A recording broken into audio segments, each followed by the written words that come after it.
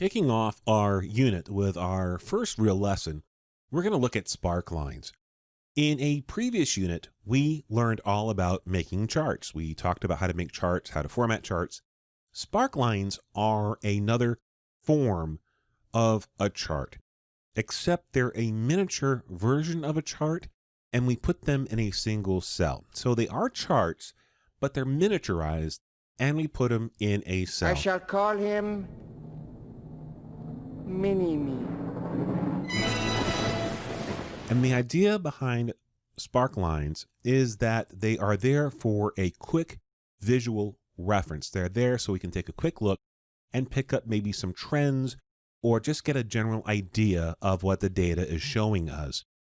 They're fairly simple to do, again, once you learn how to do them, which we're going to learn in this video. As you can see here, I already have some Sparklines inserted, and this is what we're going to take a look at. What we have here is the average precipitation in inches of some different cities. I actually put in some cities and towns that I used to live in. I used to live in Houston. Well, I currently live in Houston. I used to live in Del Rio. I used to live in Quantico, Virginia, New Bedford, Mass, if you're from that area, Davenport, Iowa, and Venice, Florida. So we're going to be able to insert Sparklines here that show us at a glance the average precipitation over the course of a year. And this is actual factual data that I pulled from the internet. I removed the Sparklines, as you can see here, because we're going to make them together. So I have this information. I'm going to click into the cell that I want the Sparkline to go into. I am then going to go to the Insert tab, and over here to the right is a Sparkline group. You have the choice between using a line, a column, or something known as win-loss. Win-loss is there to show us positive versus negative numbers. I'm simplifying this, but that's kind of what that's there for. So we can compare positive versus negative numbers. A line and a column are miniaturized versions of their cousins, the line and column charts that you used in the previous unit. We want to insert information here. Again, insert over here, we'll use columns, and we get this pop-up box. We get this dialog box that appears.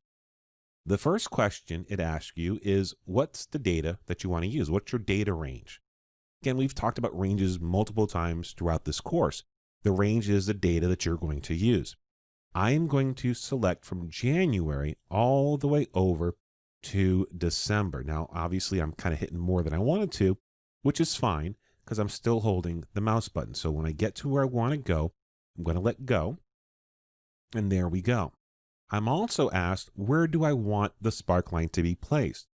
Well, I already selected before I started this where I want the Sparkline. I already clicked where I wanted the Sparkline. And so there it is. I am going to click OK. And now I have the Sparkline. It is just that easy. I am going to take this little autocomplete handle here. I'm going to drag it down. And lo and behold, I now have the Sparkline all the way down. I can, however, let's say I don't like the format of this, or I want to do a line instead of a column.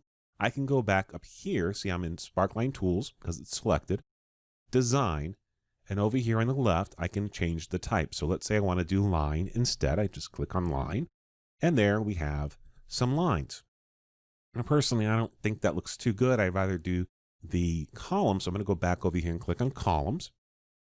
I am then presented with different styles, and we've played with styles multiple times in different contexts, but it's all the same. It's just, here's your click down, here's your different styles you can choose from. If I want to change the color, I can go over here to Sparkline Color, and let's say we'll make this, we'll make it green. And there you see, it's green.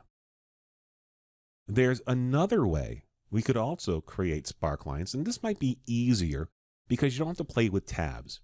What we're going to do is we're going to select the information that we want to use in a Sparkline, and we get this quick analysis button right here that we played with in a previous unit. In the previous unit, we did charts, remember?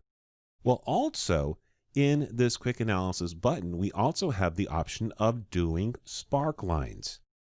So I'm going to click columns, and as you can see, it's giving us a live preview to the right. So when I click on something, we will get whatever that is that I'm highlighting. So let's click on lines, and there it is. Fill handles, drag it down, and there we go. And the same thing applies here. If I want to change the formatting, I can do that as well. Now, let's say that you want to delete the sparklines, because I already have them here. I really don't want them here. So I'm going to highlight them.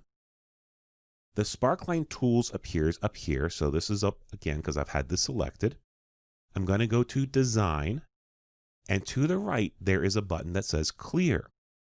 I can go and clear all the sparklines, which I don't want to do, or I can clear just the sparklines that I've selected. That's what I want to do because I want to leave these alone. So clear selected sparklines, and voila, we're done. And that's pretty much it when it comes to sparklines.